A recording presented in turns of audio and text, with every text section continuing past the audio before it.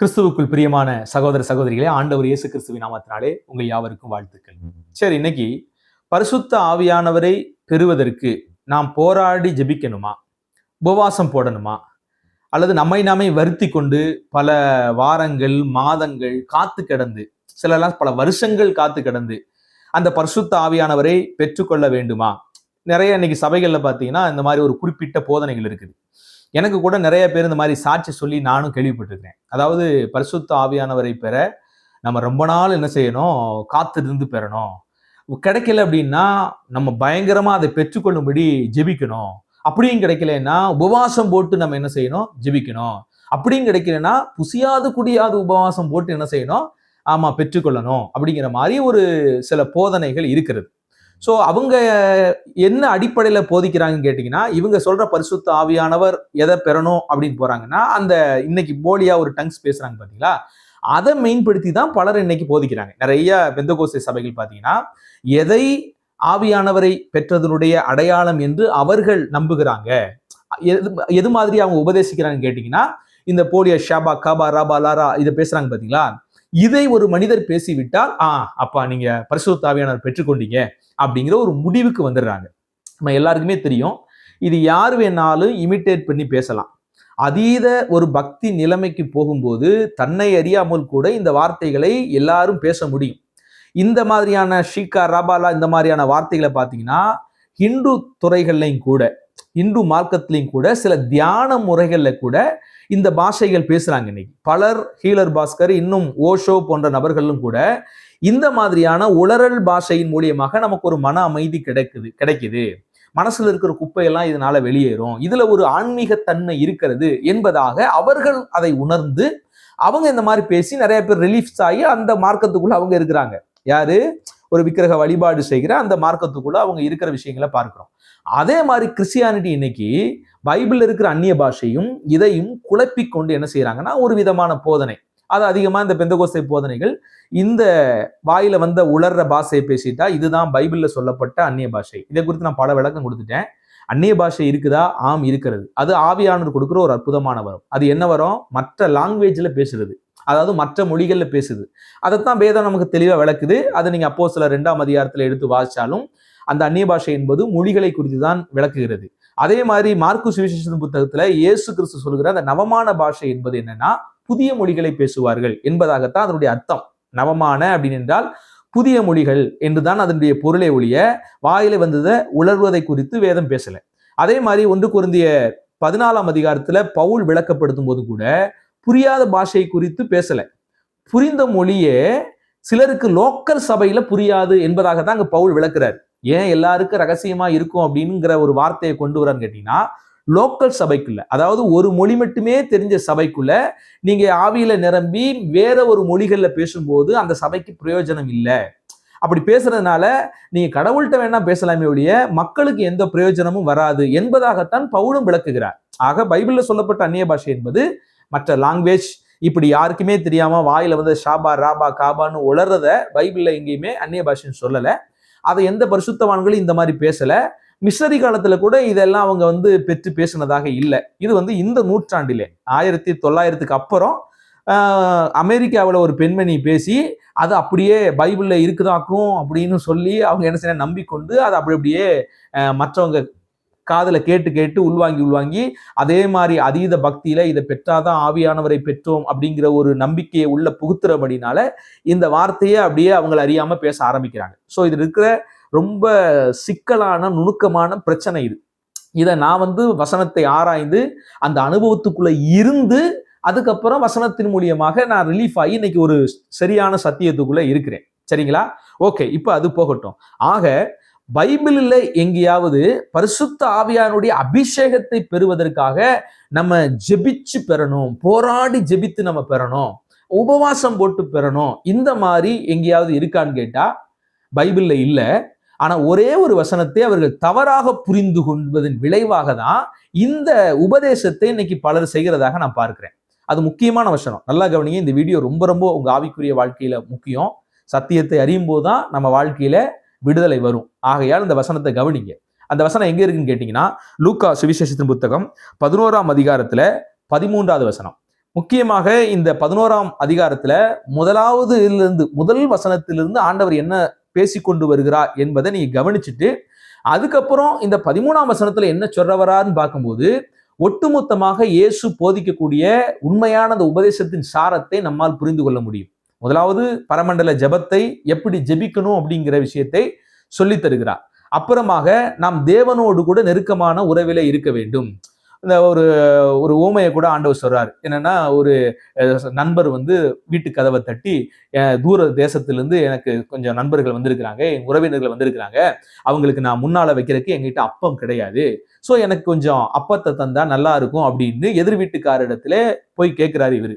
அப்ப அவர் என்ன சொல்றாரு, இல்ல என் பிள்ளைகளோடு நான் படுத்து நித்திரை செய்து கொண்டிருக்கிறேன், அதனால நான் எந்திரிச்சு தர முடியாதுங்கிறாரு. என்ன அர்த்தம்? நம்ம இருக்கிற மாதிரி இன்னைக்கு பல ரூம் கொண்ட அறைகள் அங்க இல்ல, ஒரே ரூம்ல பிள்ளைகளோடு கூட அவர் படுத்திருக்கிறாரு. அவர் எந்திரிச்சாருன்னா அவரு பந்தத்தை கொளுத்தணும். அன்னைக்கு மிகப்பெரிய பிரச்சனை.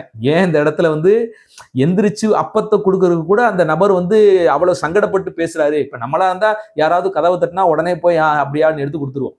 ஆனா அந்த நாட்கள்ல அது வேற விஷயம். ஒருத்தர் படுத்து தூங்கிட்டாங்க எல்லாம்னு வச்சுங்களேன், பந்தத்தை அழைச்சிருவாங்க. ஏன்னா அன்னைக்கு வெளிச்சம் கொடுக்கக்கூடியது பந்தம் தான்.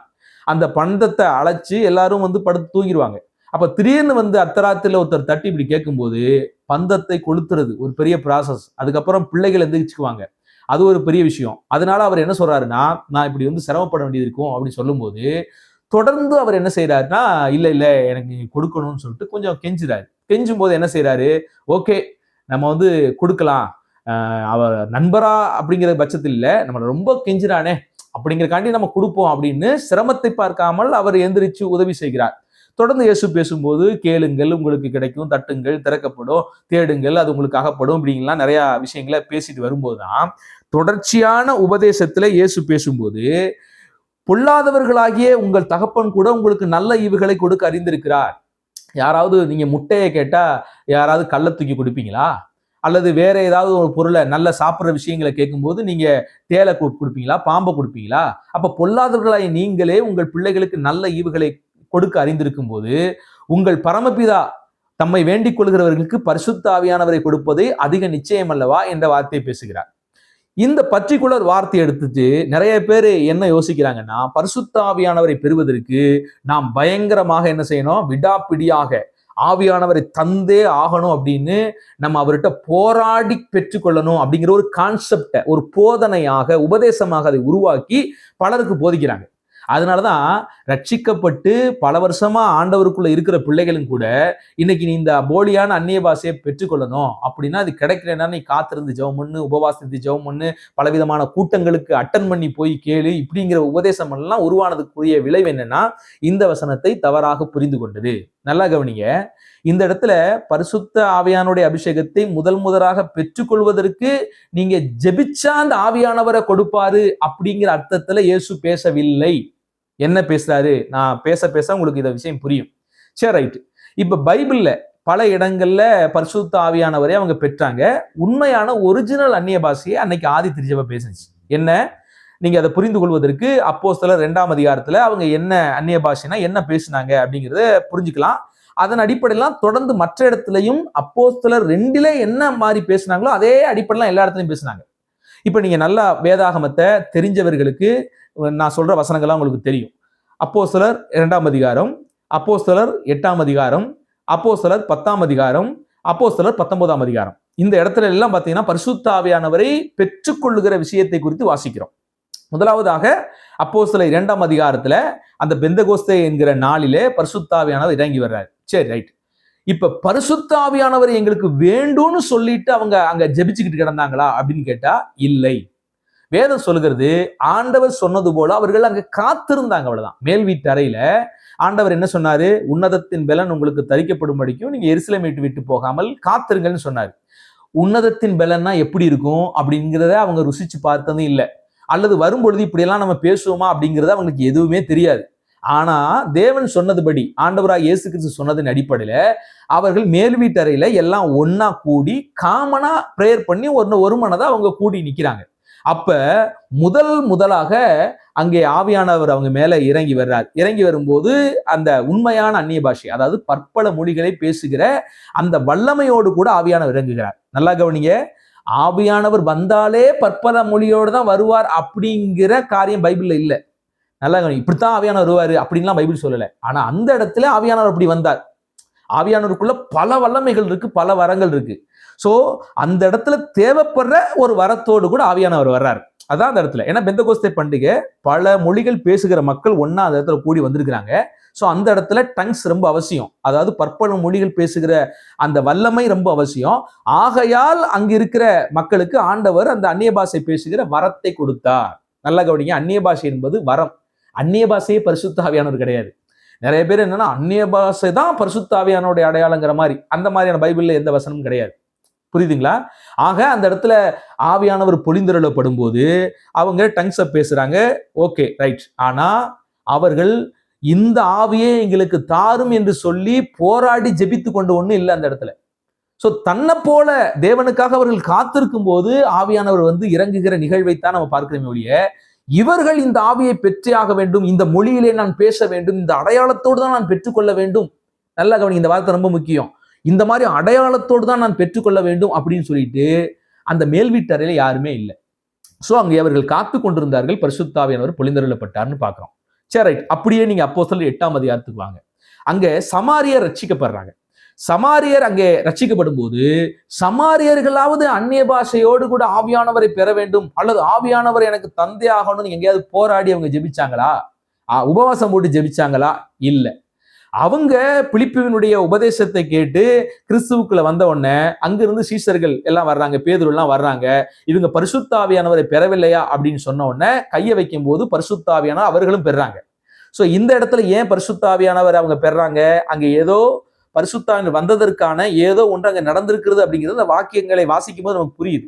ஏன் கடவுள் அந்த இடத்துல அப்படி ஒரு காரியத்தை, அதாவது பரிசுத்த ஆவியானவர் பெற்றதற்கு ஏதோ ஒரு அடையாளத்தின் மூலியமாக அன்னைக்கு சந்திச்சார் அப்படின்னா, இங்க சம்பவங்கள் எல்லாம் தனித்தனி சம்பவங்கள். அதுதான் தேவனுடைய அனந்த ஞானம். சபை என்பது கிறிஸ்துவனுடைய திருவுடல். நம்ம எல்லாரும் ஒண்ணு அப்படிங்கிறத புரிய வைக்கிறக்காண்டி இவர்களுக்குள்ளும் தேவன் பட்சபாதம் இல்லாமல் பரிசுத்த ஆவியை தந்திருக்கிறார் என்பதை சீஷர்கள் புரிந்து கொள்ளும்படியாகவும், சமாரியர்களுக்கும் அப்போஸ்தலர் நடபடிகள் 2ஆம் அதிகாரத்திலே ஒரு அடையாளத்தோடு பெற்றது போல 8ஆம் அதிகாரத்திலும் அவர்கள் பெற்றிருக்க முடியும், ஒரு அடையாளத்தோட. ஏன் அப்படின்னா இவங்க நம்பணும், சமாரியர்களையும் யூதர்களோடு ஒன்னா இணைச்சிட்டாரு ஆண்டவர் அப்படிங்கிறத நம்பணும். அப்படிங்கிறக்காண்டி கர்த்தர் அவர்களுக்கு புலப்படும்படியாக அதை செஞ்சிருக்கிறார். இதே மாதிரி அப்போஸ்தலர் 10ஆம் அதிகாரத்தை வரும்போது புறஜாதிகள் அங்க நம்ம பாக்குறோம். கொர்நேலியின் வீட்டுல புறஜாதிகள் என்ன செய்யறாங்க? பேதுருடைய பிரசங்கத்தை கேட்டுக்கிட்டு இருக்காங்க. புறஜாதிகள் பரிசுத்த ஆவியானவரை தாரும் என்று வல்லமையாக உட்கார்ந்து ஆண்டவர்கிட்ட ஜெபிக்கல, உபவாசம் போட்டு ஆண்டவர்கிட்ட கேட்கவும் இல்லை பரிசுத்த ஆவியானவரை. அங்க நடக்கிற சம்பவத்தை பாருங்க. பேதுரு பிரசங்கம் பண்ணிக்கிட்டே இருக்கிறாரு. பிரசங்கத்தின் நடுவுலையே, அதாவது பிரசங்கத்தின் குறுக்கீடாக பேதுரும் அவங்க பரிசுத்த ஆவியானவர் பெறணும்னு கையையும் வைக்கல, அல்லது அந்த புறஜாதி மக்களும் தங்களுக்கு பரிசுத்த ஆவியானவர் வேண்டும் என்று அவங்க வேண்டுதலும் செய்யல, உபவாசம் போட்டு அவங்க உட்காந்து கதறி கொண்டும் இல்லை. பேதுரு பிரசங்கம் பண்ணி கொண்டிருக்கிறார். உடனே பரிசுத்த ஆவியானவர் வந்து அப்படியே அவங்க மேல இறங்குறத பாக்குறோம். அப்படிதான் வேதவசனம் இருக்குது.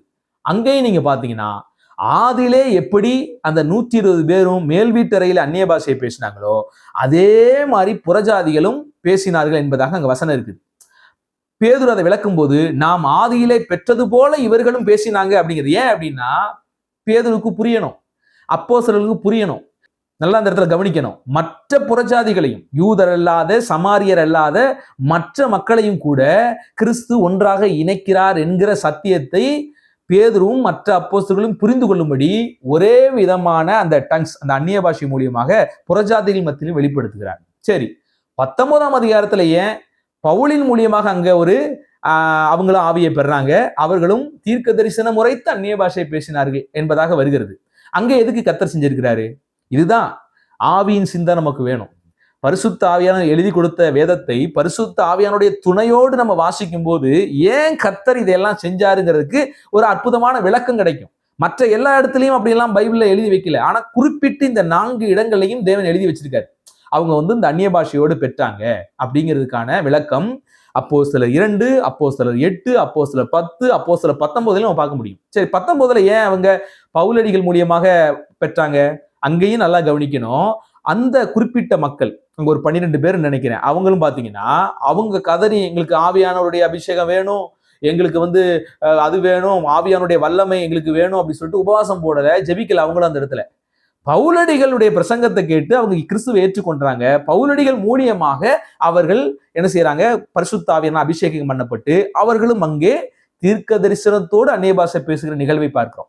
ஏன் கர்த்தர் அதை அங்க செஞ்சார்னா, பவுலை அப்போஸ்தலன் என்று அடையாளப்படுத்தும்படி அங்கே செய்தார்கள். ஏன்னா பரிசுத்த ஆவியானவர் யாரு கொடுக்கிறாருன்னு கேட்டீங்கன்னா, எல்லா இடங்களிலும் அப்போஸ்தலர்கள் மட்டும்தான் கொடுக்குறாங்க. நம்ம அங்கேயே பார்க்கிறோம், பல இடங்களை நீங்க பார்க்கும்போது எல்லா இடங்களும் அப்போஸ்தலரை கொண்டுதான் பரிசுத்த ஆவியானவரே கொடுத்தாருங்கிறது பார்க்கிறோம்ல. அப்ப பவுலடிகளையும் அங்கே முக்கியத்துவப்படுத்தி, பவுலடிகளை ஒரு அப்போஸ்தலனாக நான் அபிஷேகித்து விட்டேன் என்பதை மற்ற ஜனங்கள் புரிந்து கொள்ளும்படி பவுல் மூலியமாக பரிசுத்த ஆவியானவர் அங்கே சிலருக்கு கொடுக்கப்படுகிறது. சோ இந்த அடையாளத்துக்காக தான் கர்த்தர் பல இடங்கள்ல பாத்தீங்கன்னா இந்த அந்நிய பாஷை அடையாளத்தோடு பரிசுத்த ஆவியானவர் வந்த நிகழ்வை பார்க்கிறோம். ஆனா இங்க முக்கியமான ஒரு விஷயம் என்னன்னா, எந்த இடத்திலும் பரிசுத்த ஆவியானவரை பெற்றுக்கொண்ட ஜனங்கள் அந்த பரிசுத்த ஆவியானவர் தங்களுக்கு வேண்டும் என்று பயங்கரமா தங்களை வருத்தி கொண்டு ஜெபிக்கவோ உபவாசிக்கவோ இல்லை.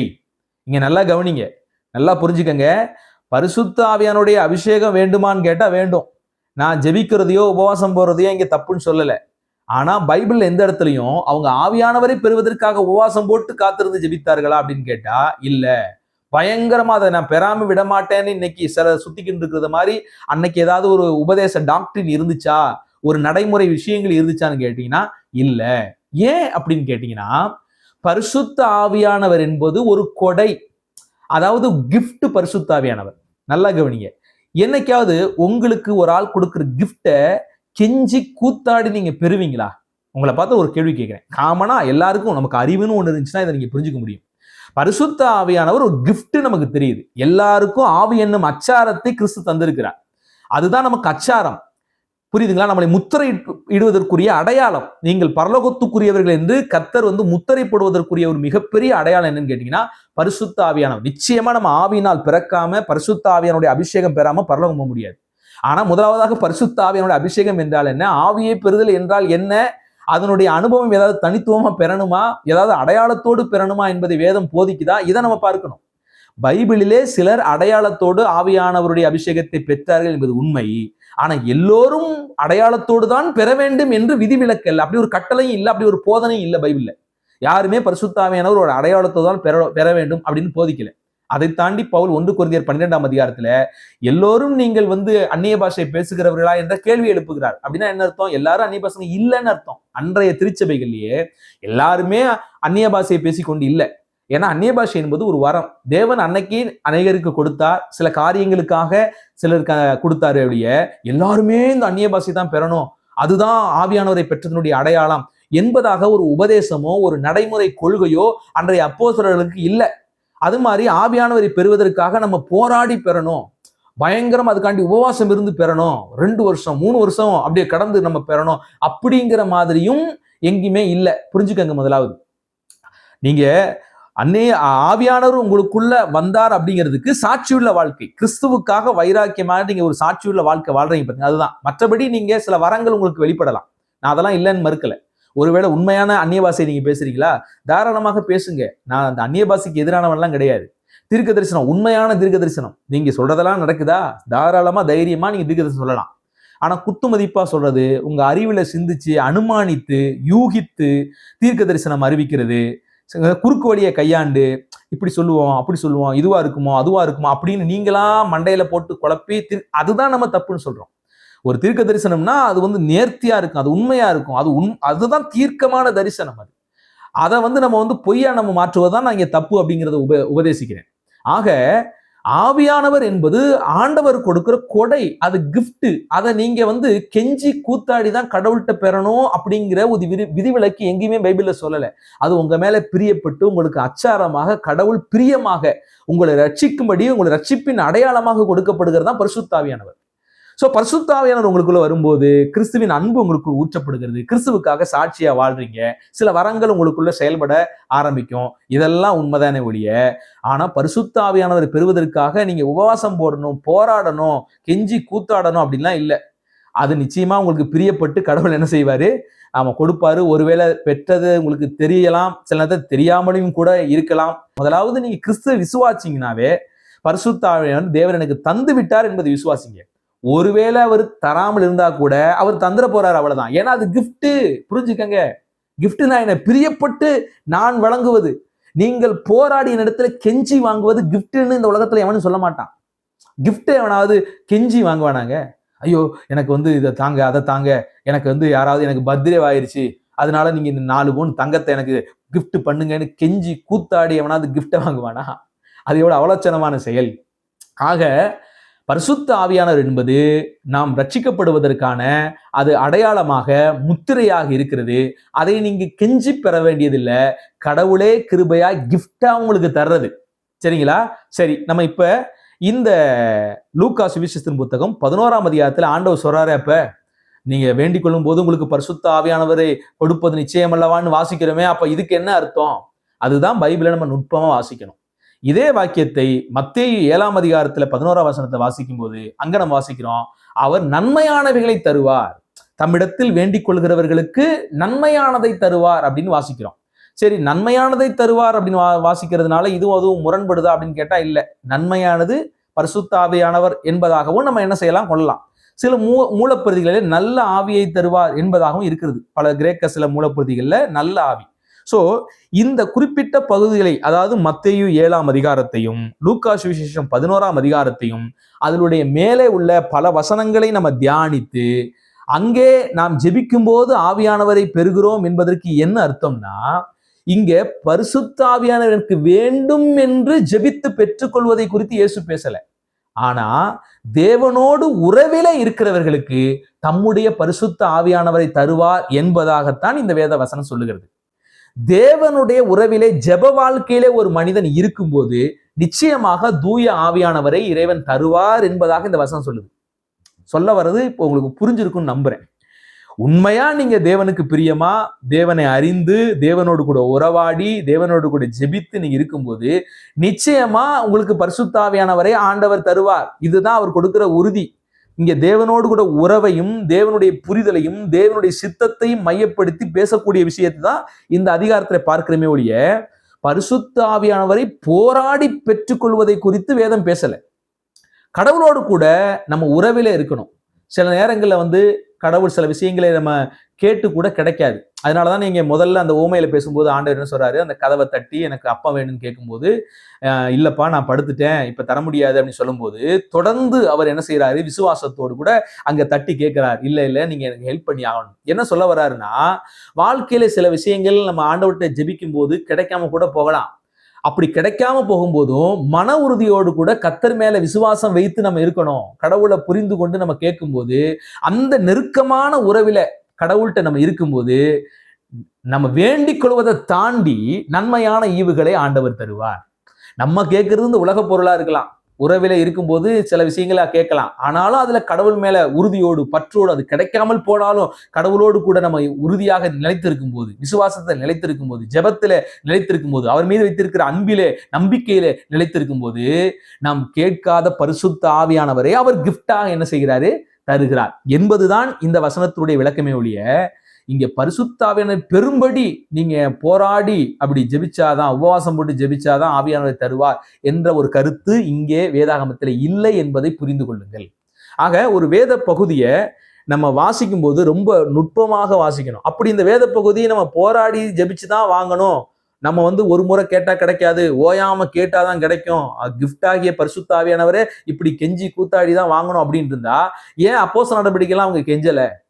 இந்த கேள்விக்கு நம்ம வந்து ஒரு வர்ணனை எல்லாம் நான் பல இடங்கள்ல நான் பைபிள் வசனத்தை சுட்டி காட்டினேன். நீங்களே கூட பைபிளை போய் ஆராய்ச்சி பாருங்க. எந்த இடத்துலயாவது பரிசுத்த ஆவியானுடைய முதல் அந்த அபிஷேகத்தை பெறுவதற்கு யாராவது தேவனிடத்திலே கெஞ்சினார்களா, அல்லது உபவாசம் போட்டார்களா, கூப்பாடு போட்டார்களா, அல்லது இந்த மாதிரி ஒரு டங்ஸ் பேசி பெற்றே ஆகணும், இந்த அனுபவத்தோடு தான் நான் பெறணும், இல்லைன்னா உங்களை சும்மா விட மாட்டேன் அப்படிங்கிற மாதிரியான போதனைகள் இருந்ததா? முதலாவதாக அப்படி யாராவது செஞ்சாங்கன்னா கிடையாது. ஏன்னா அவங்க ரொம்ப தெளிவா இருந்தாங்க. ஏன்னா ஆவியானவர் கடவுள் கொடுக்குற கொடை, கிஃப்ட், அது ரட்சிக்கப்படும் போது நமக்குள்ள வருவது. தேவன் தம்முடைய சித்தத்தின்படி வரங்களை பகிர்ந்தளிக்கிறார். அதான் நம்ம 1 கொரிந்தியர் 12ஆம் அதிகாரத்துல பார்க்கிறோம். அவர் வரத்தை பகிர்ந்தளிக்கிறார். நான் கேட்கறதுனால ஒரு வரத்தை அவர் கொடுக்க போறது இல்லை. நாம வரத்தை விரும்பலாம். அதே பவுல் சொல்றாரு, நீங்க வந்து வரங்களை நாடுங்கள் அப்படிங்கிறாரு. நாடுங்கள் என்னன்னா விரும்புங்கள், விரும்பலாம் தப்பு இல்லை. ஆனா நீங்க விரும்புறனால அப்படியே தூக்கி வரத்தை கொடுக்க போறது இல்லை. நம்முடைய உண்மையை பார்த்து, நம்முடைய உத்தமத்தை பார்த்து, நம்ம கிட்ட அந்த வரத்தை கொடுத்தா நம்ம சரியா பயன்படுத்துவோமா என்கிறதை பார்த்து கடவுள் விரும்பி நமக்கு பகிர்ந்து கொடுக்கிறார். அதான் வரம் கடவுளால் பகிர்ந்தளிக்கப்படுகிறது அப்படின்னு தான் வசனம் சொல்றதே ஒழிய, சும்மா நீங்க தவம் இருந்து வரத்தை பெற முடியாது. நான் எப்பவுமே சொல்லுவேன் அதான். இந்து புராணங்கள்ல தான் தவ வாழ்க்கையில வரத்தை பெறுவார்களாம். கர்ணன் கூட அந்த கவச குண்டலத்தை எப்படி பெற்றார்னா தவத்தின் மூலியமாக பெற்றார். அதை தாண்டி இன்னும் பழைய புராணங்கள்ல, அதாவது கர்ணனுடைய கதாபாத்திரத்துக்கு முந்தைய பல ஆயிரம் வருஷத்துக்கு முன்பாக கர்ணன் ஒரு பிறவி எடுக்கும்போது அவர் பெய்த தவ வாழ்க்கையினால ஆயிரக்கணக்கான கவச குண்டலங்கள் அவர் உடம்புல இருந்துச்சு இப்படிலாம் சொல்லுவாங்க. ஸோ தவம் இருந்து ஒரு வரத்தை பெறுவது அந்நிய மார்க்கத்தினுடைய ஒரு விஷயம். ஆனா பைபிள்ல நம்ம தவம் இருந்து, அதாவது உபவாசம் இருந்து எந்த வரத்தையுமே பெற முடியாது. நம்முடைய உண்மையை பார்த்து ஆண்டவர் என்ன செய்வாரு, நமக்கு சில வரங்களை கொடுக்க முடியும். அப்படித்தான் வரங்களை கொடுக்கிறாரு ஒழிய, அவர் பகிர்ந்து கொடுக்கிறாரு ஒழிய, நீங்க முட்டி மோதி எனக்கு வரத்தை தாங்க அப்படின்னு கேட்கறதுனால மட்டும் கடவுள் கொடுத்துருவாரு அப்படிங்கிற ஒரு நம்பிக்கை தவறு. ஆனா கேட்கலாமா? கேட்கலாம், தப்பு இல்லை. நீங்க வரத்தை கேளுங்க, வரத்தை நாடுங்க, அதெல்லாம் தப்பு இல்லை. ஆனா கேட்டாதான் கிடைக்கணும் ஒரு கான்செப்ட், ஒரு போதனையெல்லாம் உருவாக்குறோம் பாத்தீங்களா, அது ரொம்ப தப்பு. ஆண்டவர் கேட்காமல் தான் அன்னைக்கு பல வரங்களை கொடுத்தாரு. அப்போஸ்தலருடைய நிழல் பட்டு சொஸ்தமானாங்க. அப்போஸ்தலர்கள் என்ன கேட்டா வாங்கினாங்க? அதெல்லாம் கிடையாது. ஆண்டவர் கிருபையாய் கேட்காமல் அந்த வரத்தை தான் ஒவ்வொருத்தருக்குமே கொடுத்தாரே ஒழிய, வரங்கள் கேட்டா கிடைச்சிரும் அப்படிங்கிற கான்செப்ட் இல்லை. கேளுங்க, தப்பு இல்லை. ஆனா கேட்டா கிடைச்சிரும், கேட்டாதான் கொடுப்பார் அப்படிங்கிறது ஒரு பைபிளின் போதனை அல்ல. ஆக இந்த வசனத்தின் அடிப்படையில நீங்க தெளிவா புரிஞ்சிருப்பீங்க. பரிசுத்த ஆவியானவர் ஒரு கிஃப்ட். அது ஆண்டவர் ரட்சிப்பின் அடையாளமாக நமக்கு கொடுக்கிறது. கண்டிப்பா பரிசுத்த ஆவியை நம்ம பெறணும், அதெல்லாம் வேறு விஷயம். வரங்கள், ஆமா, சில வரங்களை கடவுள் கொடுக்கலாம், அதெல்லாம் நம்ம இல்லைன்னு சொல்லல. ஆனா பரிசுத்த ஆவியானவர் பெறுவதற்கு நம்ம உபவாசம் போட்டு ஜெபிச்சு ஏதாவது பண்ணி அவரை போட்டு உலுக்கிதான் பெறணுமா அப்படின்னா அப்படிப்பட்ட போதனையோ அப்படிப்பட்ட அனுபவமோ பைபிளிலே இல்லை. பல இடங்களிலே அவர்கள் பரிசுத்த ஆவியானவர் பெறும் பொழுது அவர்கள் அந்த ஆவியானவருக்காக ஜெபிக்கல. அது மாதிரி லூக்கா சுவிசேஷம் 11ஆம் அதிகாரத்திலையும் பரிசுத்த ஆவிக்காக வேண்டுதல் செய்யும் போது பரிசுத்த ஆவியானவர் தருவார் என்று சொல்லவில்லை. தம்மிடத்தில் வேண்டிக் கொள்ளும் போது பரிசுத்த ஆவியானவர் தருவார் என்பது அவர்கள் தேவனிடத்தில் உறவிலே இருக்கிற மனிதர்களுக்கு தூய ஆவியை தருவார் என்பதுதான் அந்த வசனத்துடைய சரியான விளக்கம். ஏன்னா மத்தேயு 7ஆம் அதிகாரத்துல பார்க்கும்போது நன்மையானவைகளை தருவார், நீங்க வேண்டிக் கொண்டதையெல்லாம் கடவுள் கொடுப்பார்னு சொல்றதுக்கு இல்ல, உறவிலே இருந்தா எது தேவையோ அதை தருவார். முதலாவது நமக்கு தேவையான தூய ஆவி. அந்த தூய ஆவியான நமக்குள்ள வந்தாலே தேவனுடைய திட்டம் என்ன, தேவனுடைய சித்தம் என்ன, இந்த விஷயத்தை நம்ம கேட்கிறோம், ஆனா ஏன் நமக்கு கிடைக்கல, கிடைக்காததுக்கு காரணம் என்ன, தூய ஆவியானவர் நமக்குள்ள இருந்து வெளிப்படுத்துவார். அப்படி வெளிப்படுத்தும் போது நம்ம தேவனுடைய திட்டத்தை புரிந்து கொண்டு வாழ்வோம். அதைத்தான் இந்த வசனம் நமக்கு போதிக்குதே ஒழிய, தூய ஆவியானவரை கேட்கும் போது கிடைப்பார் என்கிற அந்த அர்த்தத்திலே பைபிள் இங்கே பேசவில்லை. ஆண்டவர் இயேசு கிறிஸ்து அந்த அர்த்தத்திலே பேசவில்லை. ஸோ புரிஞ்சிருக்கு நம்புறேன். வேற ஏதாவது புரியலை அப்படின்னா கண்ணியமான முறையிலே கமெண்ட்ல நீங்க தாராளமாக கேட்கலாம். நம்ம தொடர்ந்து வேத வார்த்தையை நம்ம ஆராய்ந்து என்ன செய்யும், ஜீவனை பெறுவோம். கர்த்தர் உங்கள் யாவரையும் ஆசீர்வதித்து காக்கட்டும். God bless you.